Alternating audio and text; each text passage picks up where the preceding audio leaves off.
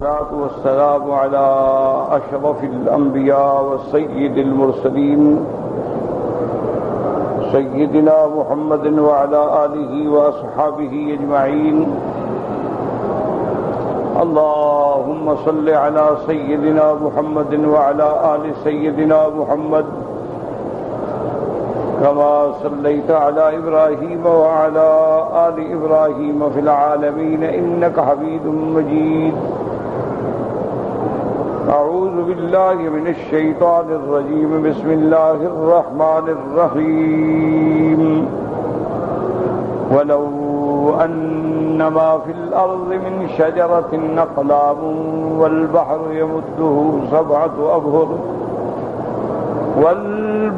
يمده من بعده 7 أبهر ما نفدت كلمات الله إن الله عزيز حكيم. ما خلقكم ولا بعثكم إلا كنفس واحدة إن الله سميع بصير. قال المؤلف والمفسر رحمه الله تعالى: أدام النفع بعلومه وعلومكم في الدارين آمين. إلى أن قال الحسن البصري رحمه الله تعالى: لو جعل شجر الأرض أقلاما وجعل البحر مدادا وقال الله إن من أمري كذا ومن أمري كذا لنفد ماء البحر وتكسرت الأقلام. حضرت حسن بصری رحمۃ اللہ علیہ فرماتی ہیں اس آیت کی تفسیر میں کہ اگر اللہ تبارک و تعالی زمین کے تمام درختوں کو قلم بنا دیں، وَجَعَلَ الْبَحْرَ مِدَادًا اور دریاؤں کو سیاہی بنا دیں، اور اس کے بعد اللہ اپنے اوامر و احکام شروع فرمائیں کہ ان من امری کذا و کذا، یہ میرا حکم ہے، یہ میرا حکم ہے، لَنَفِدَ مَاءُ الْبَحْرِ وَتَكَسَّرَتِ الْأَقْلَامُ، تو دریاؤں کی سیاہی خشک ہو جائے گی اور اقلام جو ہیں وہ ٹوٹ جائیں گے. وقال قتادہ قال المشركون انما هذا كلام يوشك ان ينفد. وقال الله تبارك وتعالى: ولو انما في الارض من شجرة اقلام أي لو كان شجرة أقلاما وماء البحر 7 أبهر ما كانت تنفد عجائب ربي وحكمته وخلقه وعلمه. حضرت قتادہ فرماتے ہیں کہ مشرکون نے کہا تھا کہ انما ھذا کلام، یہ اللہ کا کلام ہے، قریب ہے کہ یہ بھی مٹ جائے گا، ختم ہو جائے گا. اللہ تبارک و تعالی نے یہ آیات ان کے رد میں نازل فرمائیں کہ وَلَوْ أَنَّمَا فِي الْأَرْضِ مِنْ شَجَرَةٍ أَقْلَامٌ أَيْ لَوْ كَانَ شَجَرُ الْأَرْضِ أَقْلَامًا، اگر زمین کے تمام درختوں کو قلم بنا دیا جائے، وَمَعَ الْبَحْرِ 7 أَبْهُرٍ اور اس دریا سے 7 اور سمندر ملا دیے جائیں، ما کان لتنفد عجائب ربی وحکمتہ وخلقہ وعلمہ. اللہ تبارک و تعالیٰ کے عجائب، اللہ تبارک و تعالیٰ کے حکم، اللہ کی مخلوق کا بیان، اللہ تبارک و تعالیٰ کے علم کا کوئی احاطہ جو ہے وہ نہیں کر سکتا ہے. تو اصل بات یہ سمجھیں کہ قرآن میں لفظ آیا ہے کلمات اللہ.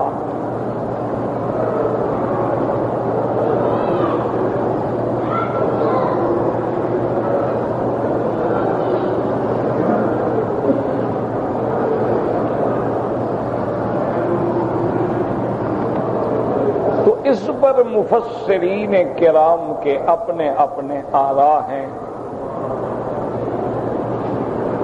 جیسا کہ آپ نے پڑھا کہ حضرت حسن بصری رحمت اللہ علیہ فرماتے ہیں کہ اس سے مراد ہے اللہ کے اوامر، اللہ کے احکام، کہ ان من امری کذا کذا کذا، تو وہ ختم نہیں۔ حضرت قتادہ رحمت اللہ علیہ فرماتے ہیں کہ اس سے مراد ہے جو اللہ کی حکمتیں اور اللہ کا جو علم ہے وہ ختم نہیں ہوگا۔ اسی طرح حضرت ابن عباس رضی اللہ تعالی عنہما نے فرمایا کہ اس سے مراد یہ ہے کہ اللہ کی جو صفات جلال ہیں، صفات کمال ہیں، صفات نوال ہیں، وہ کبھی ختم نہیں۔ اسی طرح بعض مفسرین سلف صالحین نے فرمایا کہ اس سے مراد یہ ہے کہ اللہ کی جو صفات عظمت ہیں، صفات کبریاء ہیں، وہ ختم ہیں۔ تو اصل بات سمجھیں کہ عرب میں ایک محاورہ ہے کہ کلام الملوک ملوک الکلام، کہ بادشاہوں کا کلام جو ہے وہ کلام کا بادشاہ ہوتا ہے، تو اللہ کی ذات جو ہے وہ تو ملک الاملاک ہے، وہ تو تمام دنیا کائنات کے شاہوں کا شاہ ہے، تو اس کی کلام کتنی بڑی ہوگی۔ اس بات کو اچھی طرح ذہن میں بٹھائیں۔ یہ معنی نہیں ہے کہ بس کلمات سے مراد عام کلمات ہیں، حتیٰ کہ دشمن یہ کہہ سکیں کہ مسلمانوں کا خدا ہر وقت بولتا رہتا ہے کہ کلمات ختم ہی نہیں ہوتے، تو یہ جہالت ہے اور عناد ہے۔ اسی طرح اب آپ دیکھیں کہ سیدنا موسیٰ علیہ السلام اللہ کا رسول ہے، نبی ہے، کلیم اللہ ہے، لیکن اللہ تبارک و تعالی نے تھوڑے سے ایک کلمہ جو سیدنا موسیٰ علیہ السلام کی زبان سے نکل گیا، اور بظاہر وہ کلمہ بھی صحیح ہے، لیکن پیغمبر کی شایان شان نہیں، کہ جب حضرت موسیٰ علیہ السلام نے کسی نے پوچھا کہ اس وقت زمین پہ آپ سے کوئی بڑا عالم ہے، تو آپ نے فرمایا کہ نہیں، حالانکہ ٹھیک ہے، نبی سے بڑا عالم کون ہوتا ہے؟ نبی ہوتا ہے، اور رسول ہیں، نبی ہیں، کلیم اللہ ہیں۔ ہم دنیا کے لاکھ کروڑوں علماء اولیاء اکٹھے کریں، ایک صحابی کے برابر نہیں، تو نبی کا مقابلہ کیسے ہو سکتا ہے؟ بظاہر تو بات ٹھیک تھی، لیکن اللہ کی شایان نہیں تھی۔ ان کو کہنا یہ تھا کہ اللہ عالم، اللہ جانتے ہیں، ہو سکتا ہے کوئی ہو۔ اس میں تھوڑا سا افتخار تھا، تھوڑی سی بڑائی تھی۔ تو اللہ تبارک و تعالی نے حکم فرما دیا کہ موسیٰ علیہ السلام ایسا کریں کہ آپ جائیں اور سمندر کے اندر ایک جزیرہ ہے، وہاں میرا ایک بندہ رہتا ہے، اس کے پاس جا کے کچھ دن رہیں اور پڑھیں اور علم سیکھیں۔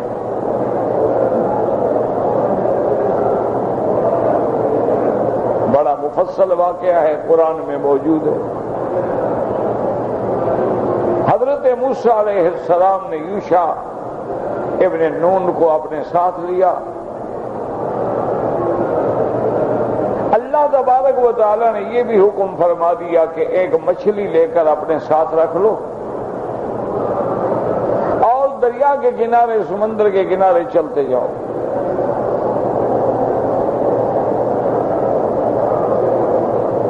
جہاں پر وہ مچھلی خود بخود نکل کے زنبیل سے پانی میں چلی جائے، بس اسی کے پیچھے پیچھے چلے جانا، وہ تمہیں اس مقام پہ پہنچا دے۔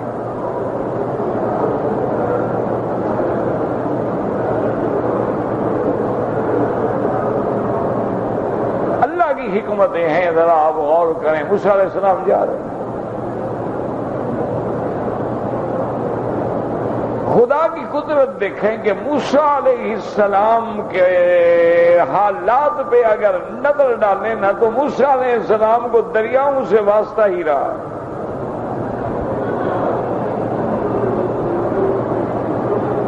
کہ ابھی آپ پیدا ہوئے بچے ہیں، دودھ پینے والے ہیں، اللہ نے حکم دیا فَأَلْقِهْ فِي الْيَمِّ، ان کی اماں کو کہ اس کو صندوق میں بند کرو، دریا میں ڈال دو۔ تو وہاں بھی حضرت موسیٰ کو دریاؤں سے گزرنا پڑا۔ اب علم کا وقت آیا، حکم ہے جی دریا کے کنارے چلو۔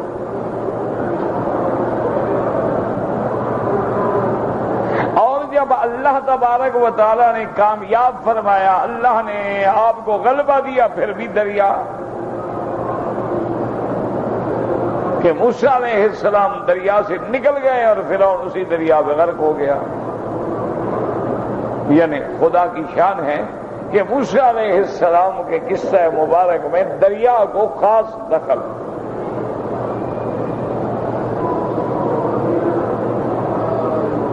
اور اسی میں بعض علماء متاخرین نے فرمایا ہے کہ اصل میں ہر بات میں میرے مالک کی حکمتیں ہوتی ہیں۔ اشارہ ہوتا ہے کہ جو میری دعوت کے لیے کھڑا ہوگا، نبی ہو یا نبی کا تابع ہو، اس کو پھر دریاؤں سے گزرنا پڑتا ہے۔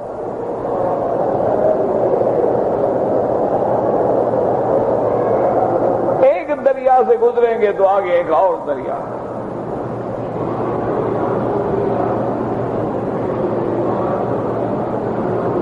اور دریاؤں سے گزرتے گزرتے جو حق والے ہیں وہ آخر کامیاب ہو جائیں گے اور باطل جو ہے وہ غرق ہو جائے گا، لیکن دریاؤں سے گزرنا پڑے گا۔ کبھی پانی کا دریا، کبھی آگ کا دریا۔ سیدنا موسیٰ کو پانی کے دریا میں گزرنا پڑا، خلیل کو آگ کے دریا میں گزرنا پڑا۔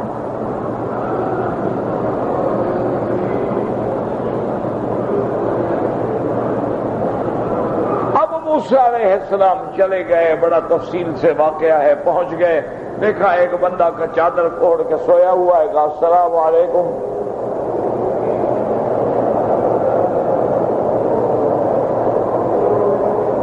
انہوں نے سلام سنا، جواب دیا اور فرمایا کون ہو بھائی؟ میں نے اینا علمت السلام، کہاں سے سلام سیکھا ہے تم نے؟ موسیٰ علیہ السلام کی طبیعت میں جلال تھا۔ تباہی ہوتے ہیں، اللہ نے کسی کی طبیعت میں جلال رکھا ہے، کسی کی طبیعت میں جمال رکھا ہے۔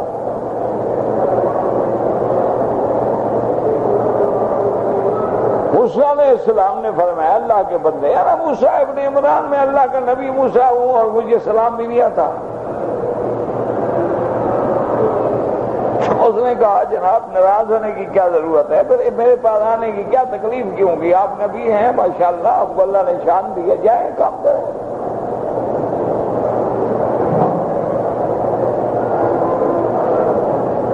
اب موسیٰ علیہ السلام نے صبر کیا کہ میں نے تو سیکھنا ہے اور سیکھنے کے لیے تو برداشت کرنا پڑتا ہے۔ انہوں نے کہا بھائی میں آپ کے پاس آیا ہوں، میں آپ کے پاس رہنا چاہتا ہوں، پڑھنا چاہتا ہوں، کچھ علم سیکھنا چاہتا ہوں۔ تو حضرت سیدنا خضر علیہ السلام نے فرمایا کہ موسیٰ بات سنو، انت علی علم وانا علی علم، تم ایک الگ علم پہ ہو، میں ایک الگ علم پہ ہوں۔ تمہارے علوم تشریعی ہیں اور میرے علم جو ہے وہ تکوینیات سے ہے، تمہارا میرا گزارا ہی نہیں ہو سکتا۔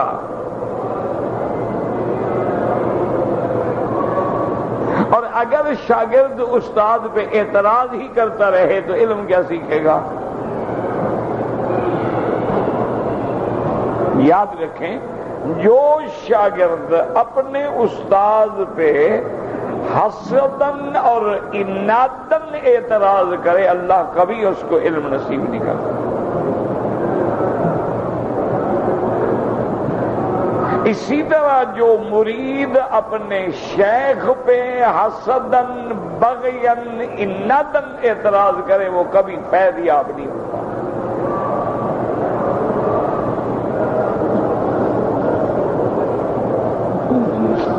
استاد بناؤ تو سوچ سمجھ کے اور شیخ بناؤ تو سوچ سمجھ کہ مزاج ملتا ہے، طبیعت ملتی ہے، تم ان کے مزاج کو برداشت کر سکتے ہو، یہ سب پہلے سوچ لو۔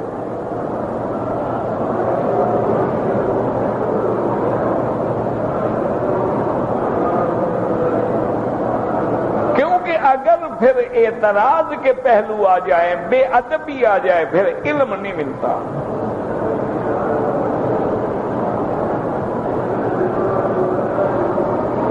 ابھی آپ دیکھتے ہیں نا ماشاءاللہ کتنے شیعہ حضرات آئے ہیں، دعا کریں اللہ ہدایت دے۔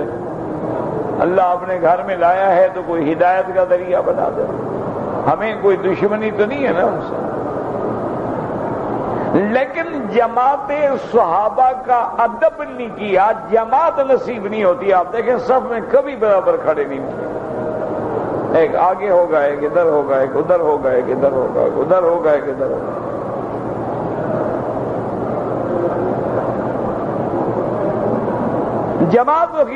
جماعت میں کھڑا ہونا سیکھا ہی نہیں۔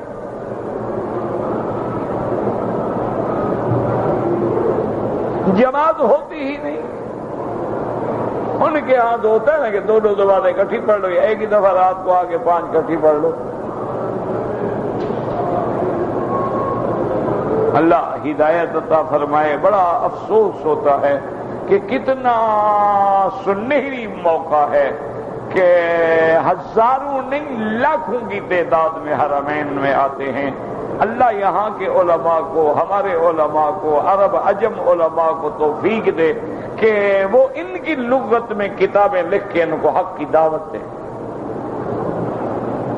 یہ بیچارے مسئلہ نہیں جانتے، مسائل چند آدمی مولوی جانتے ہیں، عام آدمی بیچارے کو پتہ ہی نہیں ہوتا۔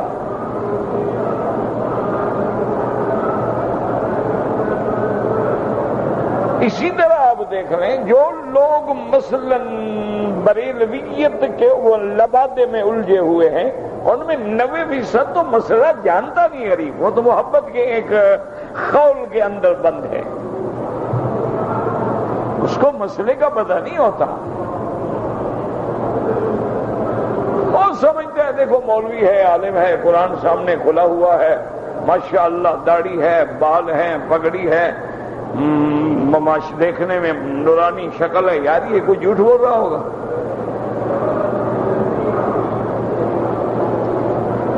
لیکن وہ دعوت دینے کا انداز جو ہے وہ ایسا نہ ہو کہ ایک دوسرے کو کافر کہوگے تو کون تمہاری بات سنے گا بھائی؟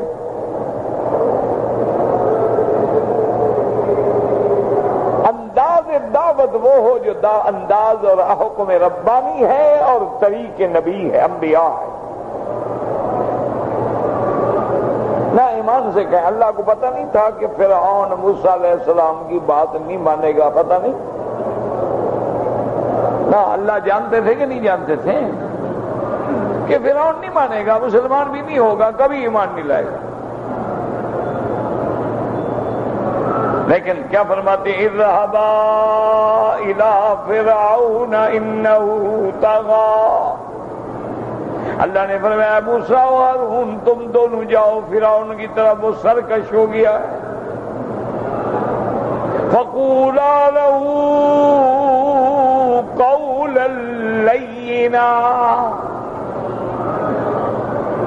لیکن تم جلالی پیغمبر ہو، جلال نہ دکھانا، نرم بات کرنا، اس سے نرمی سے بات کرو۔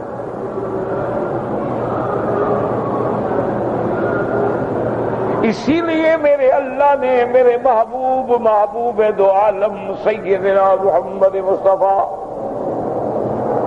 صلی اللہ علیہ وسلم کو فرمایا کہ میرا مدنی یہ تو میرا احسان ہے کہ میں نے آپ کو خلق عظیم کا پیکر بنا دیا ہے۔ لو كنت فظا غلیظ القلب لانفضوا من حولك اب سخت دل ہوتے ہیں، درشت روح ہوتے ہیں، سخت کلام ہوتے ہیں، سارے بھاگ جاتے. کون حبش سے آ کے غلامی کرتا؟ کون روم سے آ کے جان نچھاور کرتا؟ کون فارس سے آ کے اہل بیت کا فرد بن جاتا؟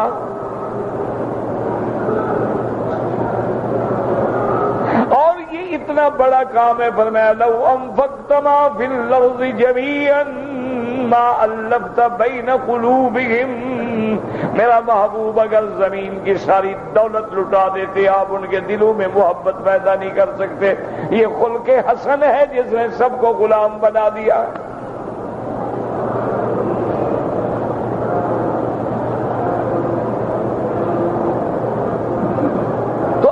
فرماتے ہیں کہ فرعون سے بھی بات کرو لیکن لہجہ نرم. اور موسیٰ علیہ السلام نے نبھایا. یعنی فرعون نے کتنا بڑے طنز و طعن کے تیر چلائے، فرعون نے کتنی اپنی اکڑ دکھائی کہ الم نربک فینا ولیدا وَلَبِثْتَ فِينَا مِنْ عُمْرِكَ سِنِينَ وَفَعَلْتَ فَعْلَتَكَ الَّتِي فَعَلْتَ وَأَنْتَ مِنَ الْكَافِرِينَ. دیکھیں کتنے تیر چلا رہا ہے. آج ایک مولوی صاحب کو کہہ کے دیکھو ذرا، تمہاری نسلیں کافر بنا دے.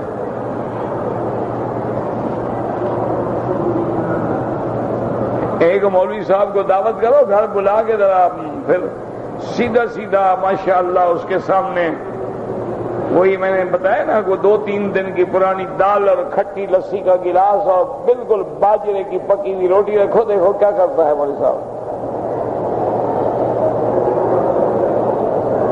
حضرت تھانوی کا بھی لطیفہ ہے نا رحمت اللہ علیہ کا. ایک آدمی آیا کوئی میواتی، اس نے کہا حضرت میری دال روٹی قبول فرمائیں. اس نے بڑا تنگ کیا. حضرت نے فرمایا ٹھیک بھائی آئیں گے. اب جب حضرت مہمان ہوئے تو اس نے دال روٹی ہی آگے رکھی. حضرت نفیس طب آدمی تھے، بڑے ہی لطیف طبیعت تھی، نفاست تھی، لطافت تھی، نزاکت تھی، علم تھا، فہم تھا.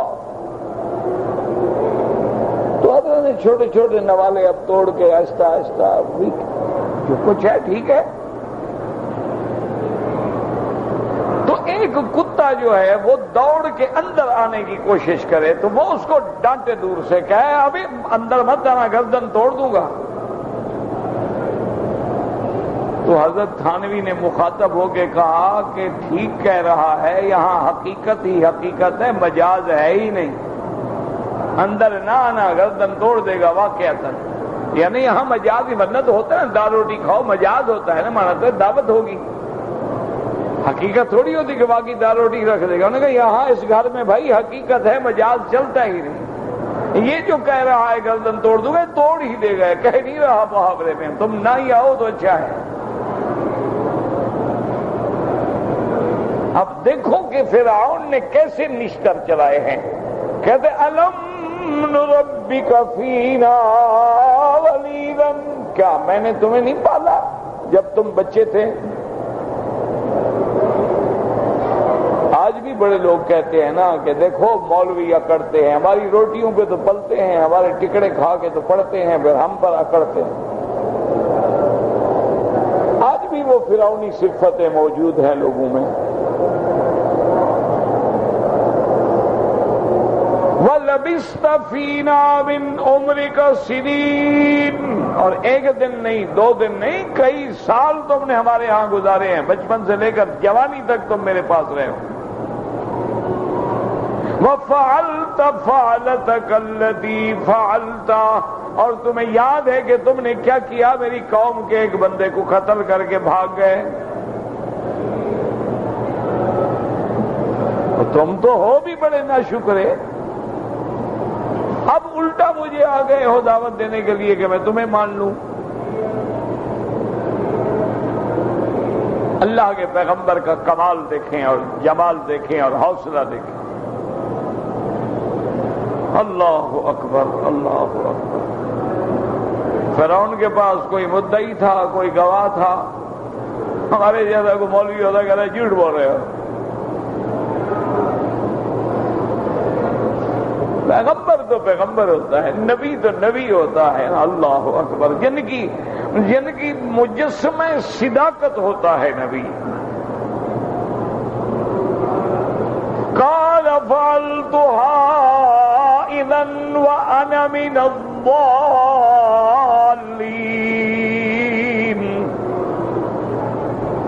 سیدھی بات. موسیٰ علیہ السلام نے کہا ہاں میں نے کیا, میرے ہاتھوں تمہارا بندہ مر گیا, ٹھیک بات ہے, لیکن اس وقت میں اس مرتبے پہ نہیں پہنچا تھا. میں ابھی مقام ہدایت و علم و رشد کے مرتبے پہ نہیں پہنچا تھا, میں تو عام نوجوانوں میں سے تھا. فَفَرَرْتُ مِنْكُمْ لَمَّا خِفْتُكُمْ. اور پھر میں بھاگ کیوں گیا کہ میں ڈر گیا تم سے.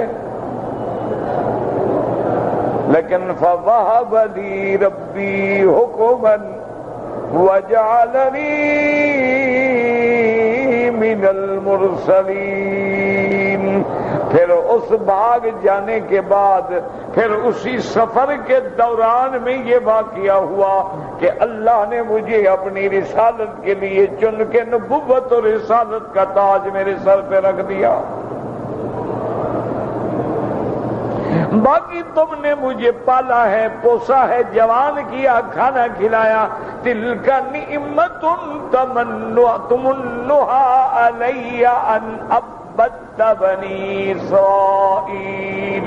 یہ جو احسان جتلا رہے ہو یہ غلط ہے کہ ایک بچے کو پالا تم نے, لیکن میری قوم کے لاکھوں بندوں کو تم نے غلام بنا رکھا ہے, بنو اسرائیل کو. وہ تیرے ملازم بن کے تیرے کام کر رہے ہیں. اگر میری قوم کے لاکھوں بندوں سے مزدوری کرا کے ایک بچے کو کھانا دے دیا تو اب احسان جتلاتے ہو.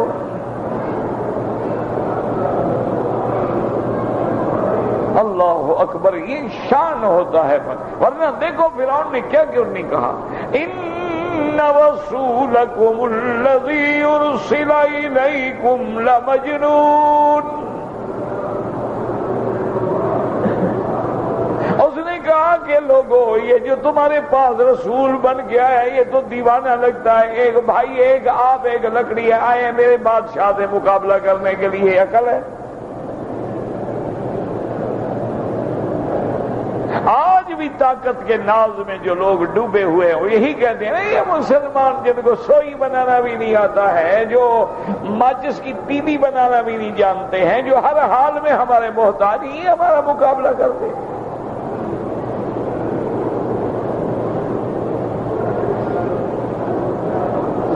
دیکھو یہ تو مجنون ہے, دیوانہ ہے. دو آدمی آ گئے کہتے ہیں نہیں مجھے چیلنج کر رہے ہیں.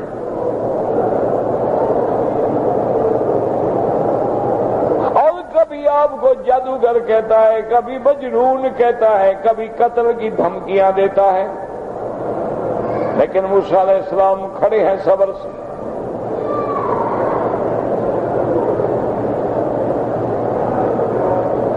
دیکھیں گے یہ مقام نبوت ہوتا ہے. تو میرے کہنے کا مقصد یہ تھا کہ اللہ اگر موقع دے, علماء جو ہیں جن کو اللہ نے لغت فارسی سے نوازا ہو اور جو اس لغت کو جانتے ہوں, اگر ان کو صحیح طریقے سے بڑے اسلوب حکیمانہ سے دعوت رکھیں تو یہ ضروری نہیں ہے کہ 1,00,000 آدمی پڑھے تو 1,00,000 آدمی متاثر ہو, 1,00,000 میں 1,000 متاثر ہو جائے.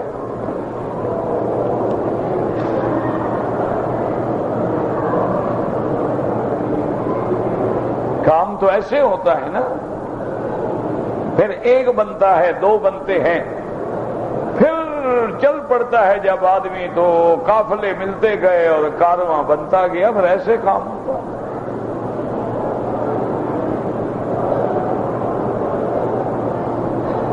لیکن اس کے لیے بہت بڑے حوصلے کی, حلم کی, علم کی، انداز خطابت کی، انداز بیان کی ضرورت ہے۔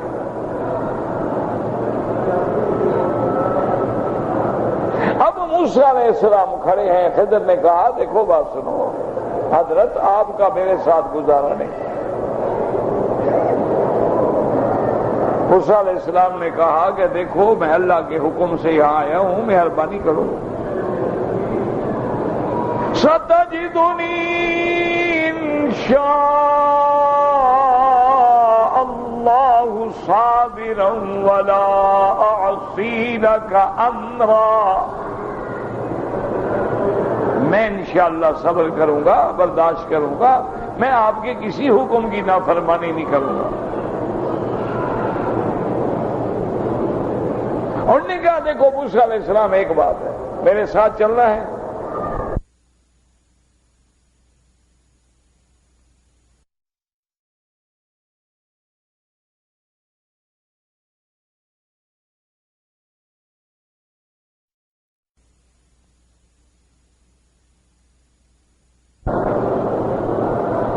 بہت بڑا امتحان ہے کہ آدمی ایک عجیب بات دیکھے لیکن خاموش رہے۔ انہوں نے کہا جی ٹھیک ہے میں نہیں پوچھوں۔ اب بہرحال چلنے کے بعد آپ نے دیکھا ہے کہ کیسے واقعات پیش آئے۔ آخر موسیٰ علیہ السلام صبر نہ کر سکے اور خضر نے سارے واقعات بتلائے، اور اس کے بعد انہوں نے کہا کہ بس ھذا فراق بینی و بینک، اب آپ ہم کٹھے نہیں چل سکتے، آپ کا اپنا رستہ میرا۔ سرکار دو عالم محبوب دو عالم نے فرمایا کہ لو صبر اخی موسیٰ، کاش موسیٰ علیہ السلام مزید صبر کر لیتے تو اور قدرت کے راز کھلتے اور ہمیں علم حاصل ہوتا۔ تو میرے کہنے کا معنی یہ ہے کہ اللہ کے علم اتنا بڑے ہیں کہ تمام پیغمبر بھی ملنے کے بعد جو امام الانبیاء ہے وہ بھی کہتے ہیں کہ ہائے کاش موسیٰ صبر کرتے تو کچھ اور راز کھل جاتا، لیکن موسیٰ علیہ السلام صبر نہ کر سکے۔ تو کلمات کا معنی یہ ہوتا ہے کہ اس میں اللہ کا علم بھی ہے، علم بھی ہے، عظمت بھی ہے، کبریائی بھی ہے، اسماء بھی ہیں، صفات بھی ہیں، اوامر بھی ہیں، نواہی بھی ہیں، شرائع بھی ہیں، فرائض بھی ہیں، سب کو ایک لفظ جو ہے وہ جامع ہے کلمات اللہ۔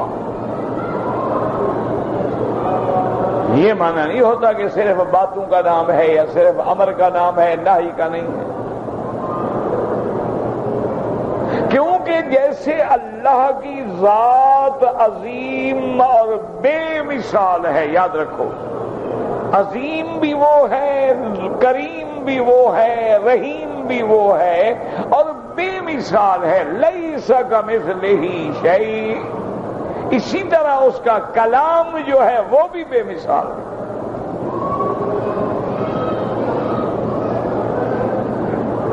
کلام کیسے بے مثال ہے؟ بے اعتبار لفظ کے بھی بے مثال ہے کہ ساری دنیا کے ادباء، فصحاء، شعراء کٹھے ہوئے اللہ کے قرآن کا مقابلہ نہ کر سکے، کوئی صورت نہ بنا سکے۔ اور معانی میں بھی بے مثال ہے کہ جو اس کے اندر معانی ہے وہ بھی بے مثال ہے، اوامر میں بھی بے مثال ہے۔ ابھی آپ دیکھ لیں دنیا میں بڑے بڑے ملک ہیں، بڑے بڑے انہیں اپنی جمہوریت پہ، اپنے پارلیمان پہ، اپنے قوانین پہ، اپنی سینٹ پہ، اپنے پڑھے لکھے لوگوں پہ بڑے ناز ہوتے ہیں، کہیں صدارتی نظام ہے، کہیں پارلیمنٹری نظام ہے، اور کہیں آمریت ہے، کہیں جمہوریت ہے۔ ان کے بڑے بڑے دماغ ہوتے ہیں، کٹھے ہوتے ہیں، قانون بناتے ہیں، لیکن 2 سال 4 سال کے بعد قانون ٹوٹ گیا۔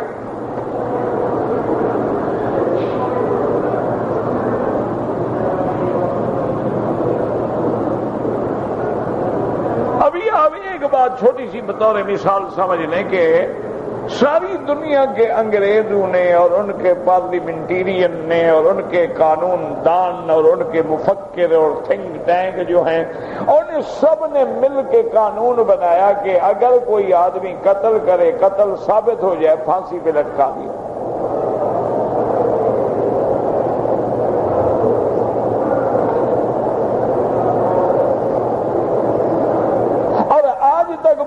سارے ملکوں میں یہی ہوتا ہے کہ قاتل کو پھانسی کی سزا دی جاتی ہے. یہ اسلام سے اس کا کوئی تعلق نہیں ہے. یہ بھی ہم ان کی پیروی کر رہے ہیں جو صلیب کو گلے میں بھی ڈالتے ہیں, صلیب پہ بندے بھی مارتے ہیں. عجیب قوم ہے کہ نہیں؟ عیسیٰ علیہ السلام کی صلیب ان کے لیے اتنی مقدس ہے کہ گلے میں ڈالی ہوئی ہے. گھڑی پہ نشان ہے, گلے میں نشان ہے, ٹائی پہ نشان ہے, کالر بنا کے ٹائی لگائی جاتی ہے.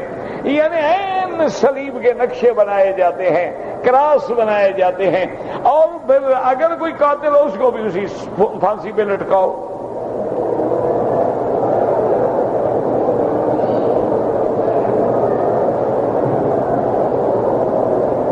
یہی وہ مسئلہ ہو گیا تھا نا انڈیا میں. ایک دفعہ انگریزی قانون میں ایک آدمی پر قتل کا مقدمہ چلا. انہوں نے ایک مسلمان وکیل تھے, بہت بڑے بیرسٹر تھے, ان کو وکیل رکھا.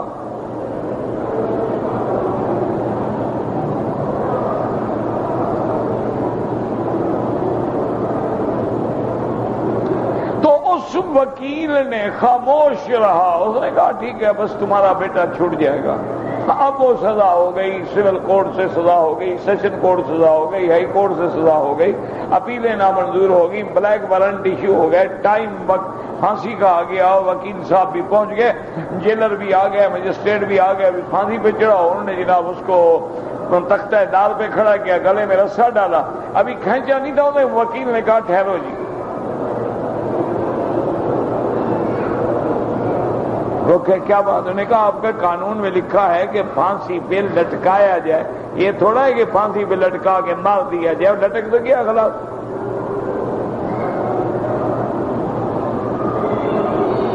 میں کہا آپ کے قانون میں یہی لکھا ہوا ہے کہ قاتل کو پھانسی پہ لٹکا دو. لٹکا تو دیا ہے آپ نے, یہ کہاں لکھا ہوا ہے کہ لٹکا کے مار دو. آئیں بائیں شائیں, لیکن مجبور ہو کے ان کو اتارنا پڑا کہ جی یہ تو ایک نیا مسئلہ پیدا ہو گیا. انسانی وہ جناب واپس کورٹ میں آیا, وہ بندہ بری ہو گیا. انہوں نے پھر اس میں اضافہ کیا کہ ٹیل ڈیتھ, اس وقت تک لٹکایا جائے جب تک کہ وہ مر جائے. پھر 2 لفظوں کا قانون میں اضافہ کرنا پڑا ان کو. بندوں کا قانون تھا نا بنا ہوا, کبھی گھٹا دو کبھی بڑھا دو.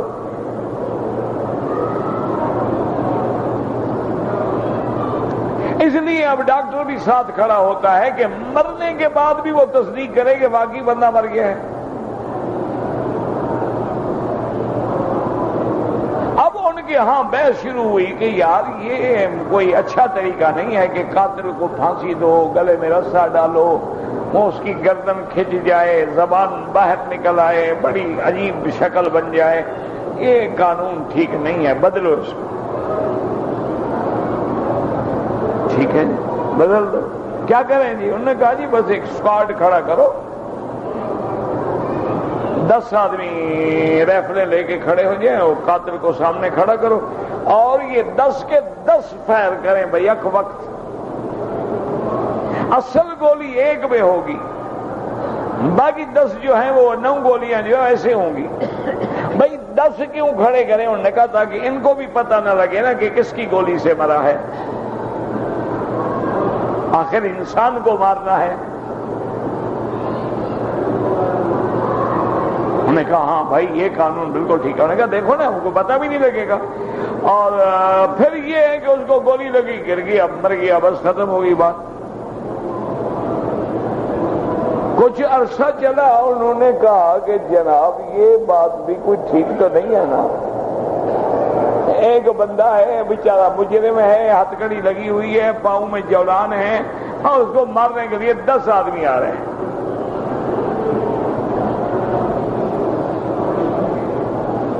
انہوں نے کہا یہ قانون بھی غلط ہے. انہوں نے کہا ٹھیک ہے جی غلط ہے, اب اور سوچو. پھر غور کیا گیا. انہوں نے کہا ہاں بس ایک حل ہے, بڑا اچھا حل ہے. ایسا کرو کہ اس کو کرسی پہ بٹھا دو اور زہر کا انجیکشن لگا دو. مر گیا, انجیکشن لگا, سوئی باہر نکلی, بندہ ختم. تکلیف بھی نہیں ہوگی,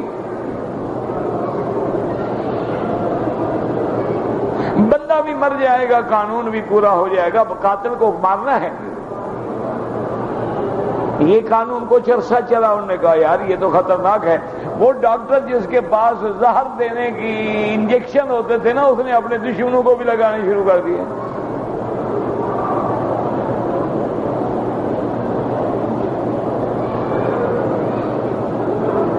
انہوں نے کہا یہ تو خطرناک بات ہے، اور ڈاکٹر نہ رہا، قاتل بن گیا مسیحا کے بجائے۔ یہ قانون ختم کرو۔ انہوں نے کہا چلو یہ بھی ختم، اب کیا کریں گی؟ انہوں نے کہا اس کو ایسا کرو کہ الیکٹرک چیئر پہ بٹھا دو، کرسی پہ بٹھاؤ، کرنٹ چھوڑو، بندہ مر گیا۔ انہوں نے کہا ہاں یہ قانون ٹھیک ہے، سب پارلیمنٹ نے پاس کر دیا۔ اب یہ قانون بن گیا، کچھ عرصہ گزرا، جناب اعتراض ہو گیا۔ انہوں نے کہا کہ جناب جانور کو بھی کرنٹ سے مارتے ہو، بندے کو بھی کرنٹ سے مارتے ہو، کوئی بات ہے؟ یہ قانون بھی ختم ہو گیا۔ اب کیا کرو؟ انہوں نے کہا اب گیس چیمبر میں بٹھاؤ، اس کو گیس چیمبر میں بٹھا دو بس، اور گیس کھول دو، ختم، بندہ مر گیا، گیس زیادہ ہو گئی، آکسیجن ختم ہو گیا، گیس زیادہ ہو گیا، بندہ ختم ہو گیا۔ اب اس میں پھر بات ہو گئی۔ انہوں نے کہا جی یہ گیس والی سزا تو ٹھیک ہے، لیکن یہ تو ہٹلر نے دی تھی یہودیوں کو۔ اس نے جب یہودیوں کو مارنا چاہا نا، اس نے کہا یار کیوں ہم گولی دائے کریں، ان سب کو کمروں میں بند کرو، گیس چھوڑ دو، لیکن مارنے سے پہلے ان کے سر کے بال موڑ لو، تاکہ بال جو ہیں ہمارے کھیتوں میں کام آئیں گے، اور جب یہ مر جائیں اور ختم ہو جائیں تو ان کو گیس سے گلا کے پانی بنا کے ندیوں میں بہا کے کھیتوں کو دے دو، تاکہ ان کو کھاد مل جائے گی، ضائع تو نہ جائے نا بندہ۔ انہوں نے کہا یہ ٹھیک نہیں، پھر آ رہے ہیں پھانسی پہ۔ تو اب دیکھ لو اسی سے، اور قرآن کا ایک ہی حکم ہے، اللہ اکبر، لکم فی القصاص حیات یا اولی الالباب۔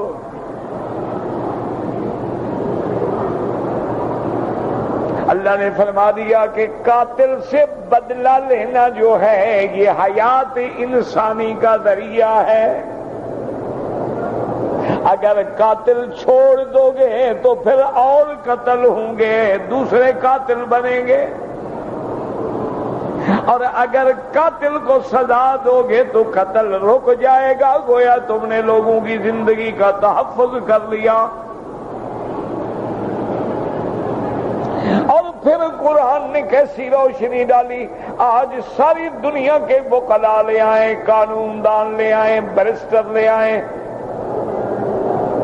بڑے بڑے لوگ جو لا کے محافظ ہیں، لا کے مؤسس ہیں، لا کے جاننے والے ہیں، جو قرآن نے تقسیم کی، فرمایا ایک قتل عمد ہوتا ہے، من یقتل مؤمنا متعمدا فجزاؤہ جہنم، اور ایک قتل خطا ہوتا ہے، ومن یقتل مؤمنا خطأ وما كان لمؤمن ان يقتل مؤمنا الا خطأ۔ ایک قتل عمد ہے، ایک قتل خطا ہے، ایک قتل شبہ عمد ہے، ایک قتل شبہ خطا ہے۔ اور قرآن نے کیسے خوبصورت فیصلہ کیا کہ اگر قتل عمد ثابت ہو جائے، اب قاتل کو ہر حال میں قتل کیا جائے گا، اور اگر قتل خطا ہے ثابت ہو جائے، قتل نہیں کیا جائے گا، فدیۃ مسلمۃ الی اہلہ، اس کو دیت ادا کی جائے گی۔ اور دیت کیا ہے؟ وہی دیت جو عبد المطلب کے زمانے سے ہے، 100 اونٹ۔ 100 اونٹ کی قیمت کبھی بڑھ جائے گی، کبھی گھٹ جائے گی، وہ دیت ہے۔ الا ان یصدقوا، اگر مقتول کے وارث معاف کرنا چاہیں تو معاف کرنے کا بھی اختیار ہے، قتل عمد میں بھی معاف کرنا چاہیں اختیار زندہ رہے، لیکن میرا اللہ قتل کس چیز سے کرے؟ پھانسی پہ چڑھائیں، چیمبر میں لے جائیں، انجیکشن لگائیں؟ فرمایا نا، لا قبض الا بالسیف، قصاص لیا جائے گا صرف تلوار سے۔ سارے عالم کے سامنے اس کو دکھاؤ تاکہ عبرت بنے۔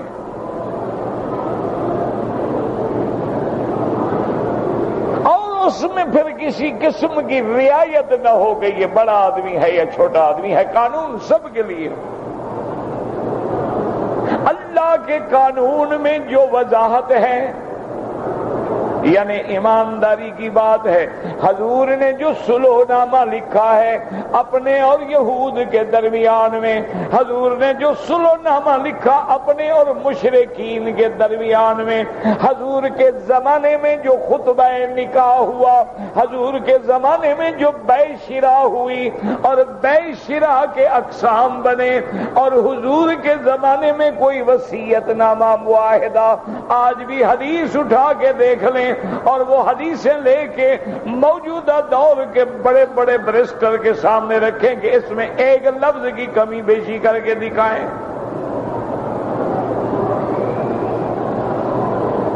بلکہ یہ سارے جو قانون ہیں نا تمہارے پاس، یہ اسلام کا چربہ ہے۔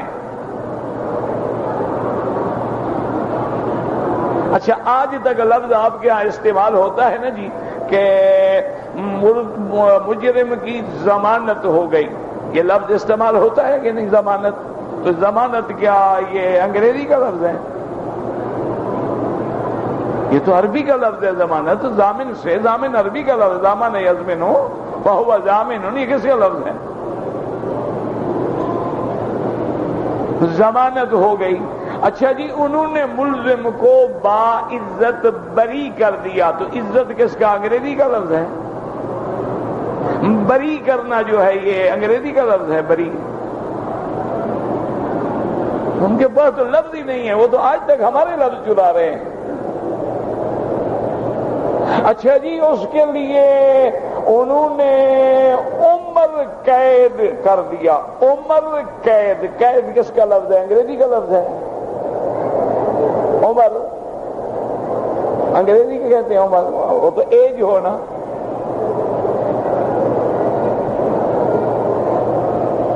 یعنی آپ، اچھا یہ کیا ہے جی؟ ملزم ہے جی، ملزم کس زبان کا لفظ ہے جی؟ یہ کون ہے جی؟ مجرم ہے جی۔ یہ کون ہے جی؟ یہ مدعی ہے جی۔ یہ کون ہے جی؟ مدعا علیہ ہے جی۔ یہ کون ہے جی؟ شاہد ہے جی۔ یہ کس کا لفظ ہے؟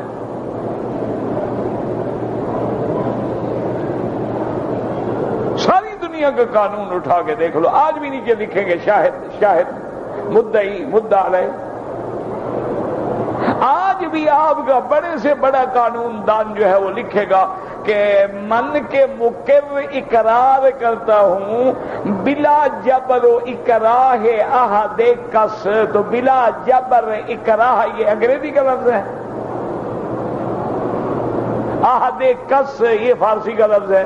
اچھا جی، مچل کا وے ذاتی مچل کے پہ رہا کا، تو مچل کا فارسی کا لفظ ہے، اس کا انگریزی کیا تعلق؟ یہ تو چور ہیں، انہوں نے تو ہمارا ہر چیز چرائی ہے۔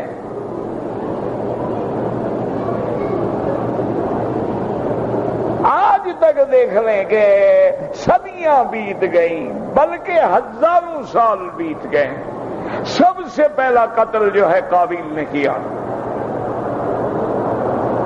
وہاں بھی لفظ کیا ہے؟ قتل لفظ۔ آج تک لفظ کیا ہے؟ قتل۔ اس زمانے سے لفظ دیکھ لیں، اسی دور کے لفظ چلے آ رہے ہیں۔ قرآن میں ہے نا شہداء، فَكَيْفَ إِذَا جِئْنَا مِنْ كُلِّ أُمَّةٍ بِشَهِيدٍ وَجِئْنَا بِكَ عَلَىٰ هَٰؤُلَاءِ شَهِيدًا۔ تو اس لیے اللہ کا کلام کیسے ختم ہو سکتا ہے؟ نہ اس کا کوئی مقابلہ کر سکتا ہے، نہ اس کی عظمتوں کو کوئی شمار کر سکتا ہے، اور نہ اللہ کے کلمات کا کوئی احصاء کر سکتا ہے۔ شرط یہ ہے کہ اللہ ہمیں سمجھنے کی توفیق دے۔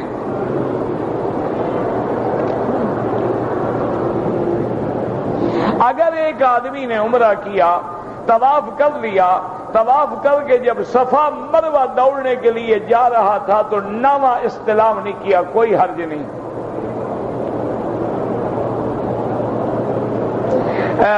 حلق سے پہلے جو صابن لگاتے ہیں سر پہ وہ خوشبو والا نہیں ہونا چاہیے، بس سادہ صابن ہو، خوشبو والا نہ ہو کہ ابھی تو آپ نے حلق کرایا نہیں، آپ احرام میں بیٹھے ہیں اور احرام میں خوشبو لگانا حرام ہے۔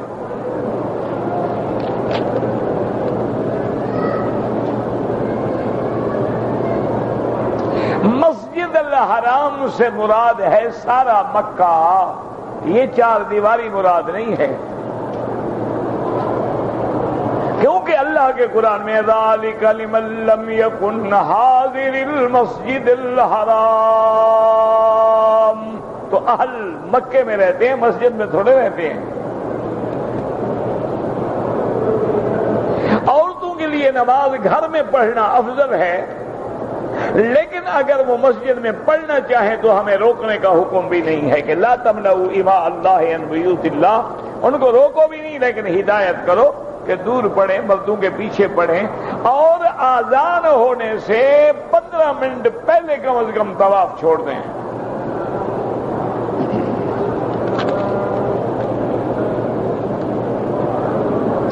ایک آدمی نے 1.5 سال کے بچے کو میقات سے احرام باندھا، مکے میں آ کے اس نے احرام کھول دیا، تو اسے کھولنا ہی تھا اور کیا کرنا تھا، 1.5 سال کا بچہ صفا دوڑنے جاتا، کھول دیا، کوئی بات نہیں ہے۔ عورت نے عمرہ تو محرم کے ساتھ کر لیا ہے، اب اگر طواف کرنا چاہے تو ہر طواف میں محرم ضروری ہے؟ کوئی نہیں۔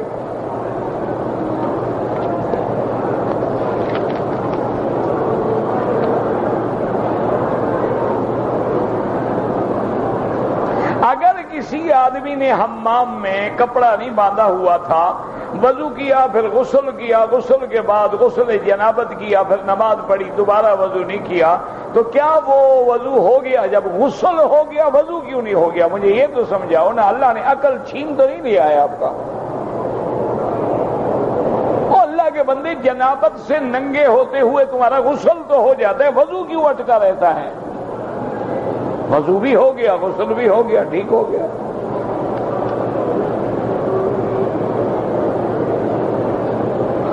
دس مرتبہ سورۃ اخلاص پڑھیں گے تو اللہ جنت میں گھر دیں گے، بالکل دیں گے انشاءاللہ۔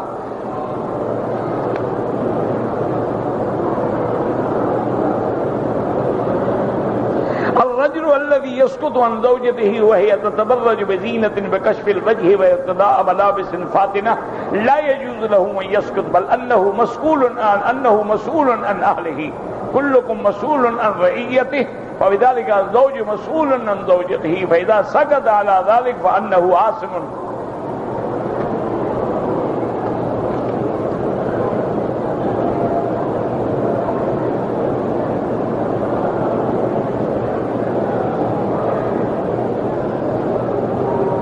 اگر ایک آدمی نے عشاء کی نماز میں امام کے ساتھ نیت باندھی، جب تیسری رکعت پہ پہنچا تو اس نے سلام پھیر دیا، پھر کھڑے ہو کے ایک رکعت میں ملا، کہتے پہلے میں نے مغرب پڑھی تھی، بعد میں عشاء پڑھ رہا ہے، یعنی امام عشاء پڑھ رہا ہے، مقتدی مغرب پڑھ رہا ہے، ماشاءاللہ۔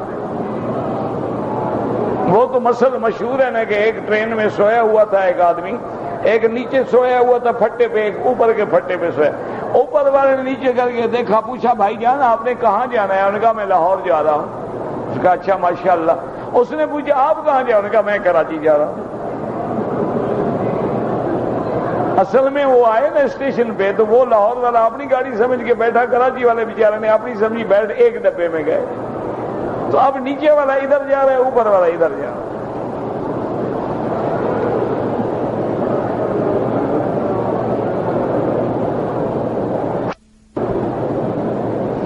بہرحال اگر ایک آدمی نے اپنی جائیداد اپنے بچوں میں تقسیم کر دی، تقسیم کرنے کے بعد دوسری شادی کی، اب اس سے اولاد ہوئی ہے، تو اب اس کے بعد ہے کیا جو ان کو ملے گا؟ وہ سمجھدار ہے نا، پہلے بچوں کو راضی کیا، ان کو جائیداد دے دی، دوسری شادی کی تاکہ ادھر سے جو اولاد وہ بیچاری خالی رہے۔ اگر وہ تم نے گناہ کیا ہے قیامت میں پکڑے جاؤ گے، ان کا حصہ لے کے دو ان کو اولاد سے، وہ بھی تو تمہاری اولاد ہے۔ داڑھی میں کالا رنگ نہ لگایا کریں اور اس کے علاوہ کوئی رنگ لگائیں۔ اگر زمزم پینا ہو بیٹھ کے پیئیں، سنت یہ ہے کہ ہر پانی بیٹھ کے پیو۔ زمزم کھڑے ہو کے پی لو تو جائز ہے، یہ حکم نہیں کہ زمزم کے لیے کھڑے ہو جاؤ۔ مسجد نبوی میں 40 نمازیں پڑھیں، بڑی فضیلت ہے، بڑی شان ہے، لیکن نہ پڑھے تو کوئی حرج نہیں۔ اگر ہم نے فجر کے بعد قضا نماز پڑھ لی کوئی حرج نہیں انشاءاللہ۔ اب میں مکے سے روزانہ طائف جاتا ہوں، آپ مسافر ہیں، نماز قصر پڑھیں گے۔ عمرہ نفلی عبادت ہے، آپ جس کے لیے چاہیں کر سکتے ہیں۔ ربنا تقبل منا انک انت السمیع العلیم وتب علینا انک انت التواب الرحیم۔ اللهم اجعل لنا وللمسلمین من كل هم فرجا ومن كل ضيق مخرجا ومن كل بلاء عافیہ۔ صلی اللہ تعالی علی خیر خلقہ سیدنا محمد وعلی آلہ وصحبہ اجمعین۔ اللہ